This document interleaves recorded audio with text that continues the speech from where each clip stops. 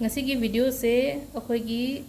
manifestation gi matang da ni ko haidi manifestation se makhal ama khatang oidre makhal ani hum ngasi share torage mayam da sigi manifestation se som da yamna mateng oigani ko haidi som gi life da leiriba problem sing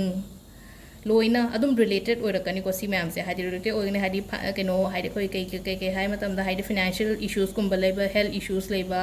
adagi relationship issues leiba job interview si mayam se da sigi technique mayam se loina seasonaba yai ko haidi dum cover up torakani ba ado Purnima sida soidana tawbiyo ko haidi hayengi Purnima sida haidi ignore tawbigano haidi Purnima numit sida sigi akoina full moon sida haidi energy se aphaba jingsanba oibado akoida hai tare ko energy se yamna amazing oi ko haidi kaino numit sida hai tare ko koi Purnima numit sida normal akoina leiba nungti gi leiba numit sega haroga haidi Purnima numit sega haidi Purnima numit sena haidi yamna phabo do akoina kaino maning ba niba matamda thuna phangbo oibado ado mamang da so dum comment se oro natraga haidi personal message kumbasu lakpa yaw ka amna haidi belief manifestation success oye ko le hana chingba ko ado manifestation tawba matam da ko haidi ai ngasi keno ma haigi ko manifestation tawba matam da isha ke haini shauning ba thawai nungai taba khotaba leiraga di tawbigano ko haidi amuktang adai kandu dai tholakna ba hai tare ko adugi situation dai tholakna ba ngatang meditation gumba tawbi ba hai tare ko shauri kan the manifestation to bigan ko haidi shauri kan the manifestation to ragadi adumasu oiro ko haidi ai manifestation to ge na khalagadi haidi ai do pura ai gi mind se pura calm oiba mayam darkar roina ko aduna haidi ai ngasi se natraga hayeng se manifest to ge na haragadi ai do pura haidi haji hojik laidi ba kaino mayam se haida ai gi current situations ta ngasai gi nuai ta ba thodo kumba leragadi hadi kharang ai bio ko hadi khudak ta hadi pamen haji to bigano ko ade hadi aduga hadi hojik ai meditation toraga hadi sigi keno sidagi sigi wakhan sidai tholok pangamni haraga di ngatang meditation to biraga adugi matungda meditation toraga hadi wakhan do pura ingdara matungda ai somna tawningi ba manifestation se tawba yai ko ado khwai aham bagi kaino se ko khwai aham bagi manifestation technique se yamna simple oiba oidoni ko simple oiba an haragadi akhoi gi yumda ga leita ba leina angang mapanda kai da hostel da leiba khotpa mayam leiba do adu ngai gi hai tare wadi pochai belief leitre na khalase ligli glass leitre na khalase ko adum ba mi ngai gi hai tare ko adu kamai to ga ge hai matam sida ko kaino to biyo mathak ta kabiyo ko haidi aina hojik leiriba hostel building natraga flat ke ka leima dugi mathak ta kabiraga haidi Purnima mi sida mathak ta kabiyo ko mathak ta kabiraga haidi tha tholopo mai geido tha du da ngatang tha du da yengo ko ahamba da ko tha du da yengo aduga mid ushalo ko mid ushalaga ngatang minute ani muktang haidi sor sang honbiraga haidi sisu kaino ni ko haidi so sang homa se meditate to bom su darkar oi ko ngatang aina kaino tawdringa da hai tare ko aina pot se haidi manifestation se hodri matang da ko aduga visualize to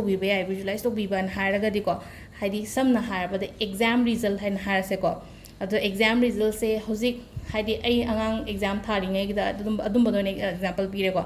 exam result se hojik ai exam result se yam phajana la e haidi ai gi result ai gi report card se ai gi mama papa da utle adu final toroga haidi result pass toro matung da akhoi gi nungai bado adu gi nungai ba moment to da hingoba haidi swine toroga ko adu advine toroga keno to gadam ne ba haidi akhoi gi affirmations visualizations and hai se ko haidi affirmations ina haidi akhoi na semjaba do haidar ko line ama kari ma koi na ithoi ba natraga haidi aina khalliba wakhal man da visualize to ba haraga lakadoriba moment to da akhoi hingbane basida adu dumai toroga khanbi ba hai tare ko aduga adum haidi thank you universe ko silere ko khoi first ki aham ba yamna simple loiba kaino silere na ko aduga mathang gi dana belief se so haidi mamang da to chama nei ko adu belief se handaki na kamai to ga da khitang chawbum lobiro ko khitang chawba ma lobiraga haidi sida ibiro ba aina iningi ba poto line ne ibiu ko line mamang gi dana haidi money adagi relationship adagi health kumba idai ne ko health kumba haraga so ko health ki matang da haraga so ai do naba phare hana ibe yai ko haidi sida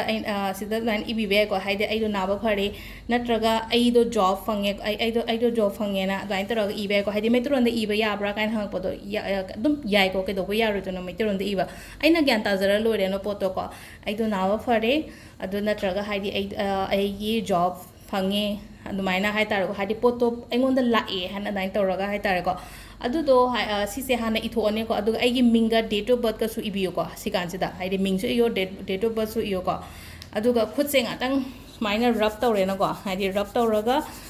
ꯈꯤꯇꯪ ꯁꯤꯁꯦ ꯄꯨꯔꯥ ꯐꯣꯡ ꯐꯣꯡ ꯈꯔ ꯁꯥꯒꯠꯂꯛꯏꯅꯀꯣ ꯄꯥꯝꯁꯦ ꯑꯩꯈꯣꯏꯒꯤ ꯁꯨꯃꯥꯏꯅ ꯔꯕ ꯇꯧꯔꯀꯥꯟꯗꯀꯣ ꯑꯗꯣ ꯁꯥꯒꯠꯂꯛꯑꯀꯥꯟꯁꯤꯗ ꯁꯤꯒꯤ ꯇꯦꯖꯃꯅꯥꯁꯦ ꯁꯨꯃꯥꯏꯅ ꯂꯧꯕꯤꯔꯒ ꯉꯥꯛꯇꯪ ꯁꯤꯗꯁꯨ ꯑꯃꯨꯛꯀꯁꯨ ꯁꯦꯝ ꯉꯁꯥꯏꯒꯤꯗꯣ ꯍꯥꯏꯗꯤ ꯑꯐꯔꯃꯦꯁꯟꯁ ꯀꯩꯅꯣ ꯇꯧꯔꯒꯀꯣ ꯑꯩꯅ ꯉꯁꯥꯏ ꯈꯜꯂꯤꯕ ꯄꯣꯠꯁꯦ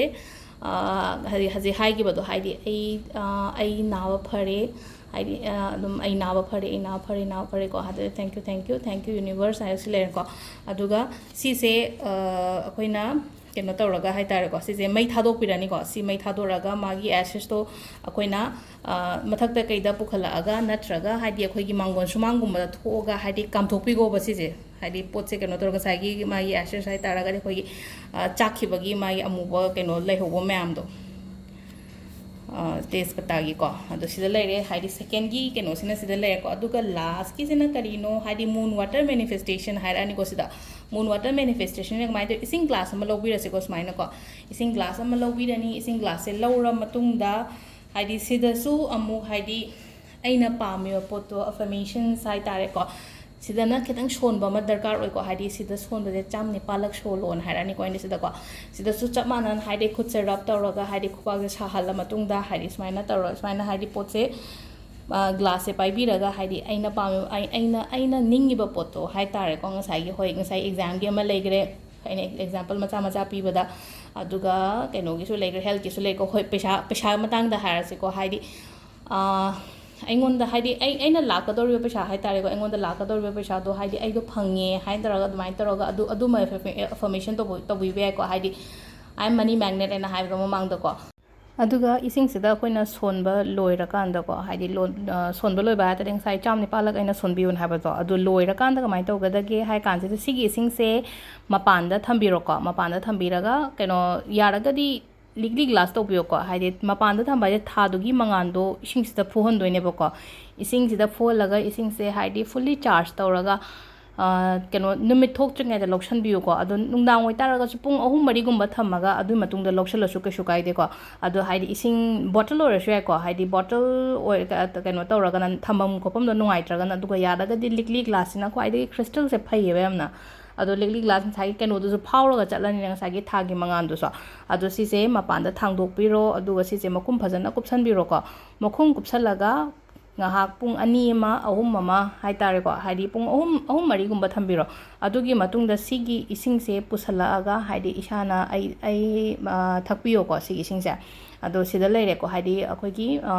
ꯃꯨꯟ ꯋꯥꯇꯔ ꯃꯦꯅꯤꯐꯦꯁꯇꯦꯁꯟꯁꯤꯁꯨꯀꯣ ꯁꯨꯃꯥꯏꯅ ꯇꯧꯔꯒ ꯑꯩꯈꯣꯏꯅ ꯇꯧꯕ ꯌꯥꯏꯀꯣ ꯑꯗꯣ ꯉꯁꯤꯒꯤ ꯇꯦꯛꯅꯤꯛ ꯃꯌꯥꯝꯁꯦ ꯂꯣꯏꯅꯃꯛ ꯑꯩꯈꯣꯏꯅ ꯁꯤꯖꯤꯟꯅꯕ ꯌꯥꯏ ꯍꯥꯏꯗꯤ ꯑꯍꯨꯝꯃꯛ ꯑꯗꯨꯝ ꯂꯣꯏ ꯇꯧꯕꯤꯔꯁꯨ ꯌꯥꯏ ꯉꯝꯗ꯭ꯔꯒꯅ ꯑꯃꯈꯛꯇꯪ ꯇꯧꯕꯤꯔꯁꯨ ꯌꯥꯏ ꯑꯗꯣ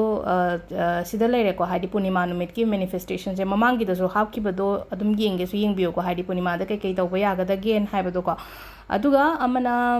ꯁꯨꯝ ꯃꯤꯉꯣꯟꯗ ꯀꯩꯀꯩ ꯄꯤꯖꯕꯁꯨ ꯐꯩꯀꯣ ꯍꯥꯏꯗꯤ ꯑꯍꯜ ꯂꯃꯟꯗ ꯀꯩꯀꯩ ꯍꯥꯏꯗꯤ ꯑꯍꯥꯎ ꯑꯊꯨꯝꯒꯨꯝꯕ ꯄꯤꯖꯕ ꯀꯩꯅꯣ ꯇꯧꯕ ꯄꯨꯔꯅꯤꯃꯥ ꯅꯨꯃꯤꯠꯁꯤꯗ ꯅꯨꯡꯗꯥꯡꯋꯥꯏꯔꯝꯒꯨꯝꯕꯁꯤꯗꯀꯣ ꯑꯗꯨꯒ ꯄꯤꯖꯔꯒ ꯕꯣꯔꯒꯨꯝꯕ ꯅꯤꯕꯤꯍꯧꯋꯣꯀꯣ ꯑꯩꯒꯤ ꯄꯦꯟꯗꯤꯡ ꯋꯔꯛ ꯂꯩꯕ ꯈꯣꯠꯄ ꯑꯗꯨꯝꯕ ꯃꯌꯥꯝꯗꯣ ꯍꯥꯏꯗꯤ ꯀꯩꯅꯣ ꯇꯧꯔꯒ ꯊꯨꯅ ꯑꯗꯨꯝ ꯀꯩꯅꯣ ꯇꯧꯔꯛꯀꯅꯤꯀꯣ ꯂꯥꯛꯀꯅꯤꯀꯣ ꯑꯩꯉꯣꯟꯗ ꯑꯗꯣ ꯁꯤꯁꯤꯃ ꯁꯨꯝ ꯏꯆꯝ ꯆꯝꯅ ꯇꯧꯕꯤꯕ ꯌꯥꯏꯀꯣ ꯑꯗꯣ ꯁꯤꯗ ꯂꯩꯔꯦ ꯉꯁꯤꯒꯤ ꯚꯤꯗꯤꯑꯣꯁꯦ ꯍꯌꯦꯡ ꯁꯣꯏꯗꯅ ꯇꯧꯕꯤꯌꯨ ꯑꯗꯨꯒ ꯃꯌꯥꯝꯗꯁꯨ ꯁꯦꯌꯔ ꯇꯧꯔꯣꯀꯣ ꯈꯔ ꯊꯦꯡꯛ ꯌꯨ